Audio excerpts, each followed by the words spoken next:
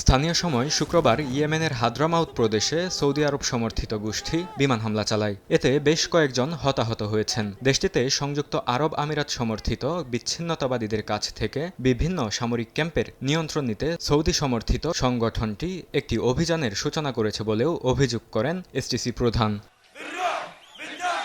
চলমান সংঘাতের মধ্যেই ইয়েমেনের দক্ষিণাঞ্চলে স্বাধীন রাষ্ট্র প্রতিষ্ঠার ঘোষণা দিয়েছেন এসটিসি প্রধান আল জুবাইদি। স্থানীয় সময় শুক্রবার টেলিভিশনে সম্প্রচারিত এক ভাষণে এমন ঘোষণা দেন তিনি। 2 বছর আলোচনার পর স্বাধীনতার প্রশ্নে গণভোটের আয়োজন করা হবে বলে জানান তিনি। তবে আন্তর্জাতিক সম্প্রদায় আলোচনায় আগ্রহ না দেখালে 2 বছরের আগেই স্বাধীনতার ঘোষণা দেওয়ার সতর্কবার্তা দিয়েছেন প্রেসিডেন্ট আল জুবাইদি।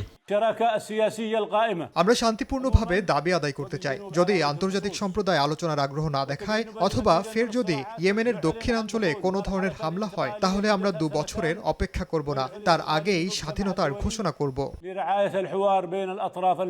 এসটিসির এমন ঘোষণার পর সৌদি আরবের পররাষ্ট্র মন্ত্রণালয় ইয়েমেনের দক্ষিণাঞ্চলের দলগুলোকে রিয়াদে একটি বৈঠকে আমন্ত্রণ জানিয়েছে।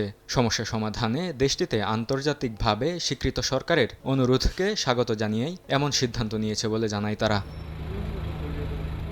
এর আগে গেল মাসে এসটিসি ইয়েমেনের হাদ্রামাউত ও মাহরা প্রদেশে প্রবেশ করে একটি তেল সমৃদ্ধ অঞ্চল দখলে নিলে উত্তেজনা দেখা দেয়। বর্তমানে উত্তেজনা কমানোর অংশ হিসেবে সৌদি নেতৃত্বাধীন জোট প্রদেশ দুটি থেকে এসটিসি বাহিনী প্রত্যাহারের আহ্বান জানিয়েছে। তবে জোটটির কাছে অস্ত্র ও ক্যাম্প হস্তান্তরে অস্বীকৃতি জানায় এসটিসি। বরকতুল্লাহ, সময় সংবাদ।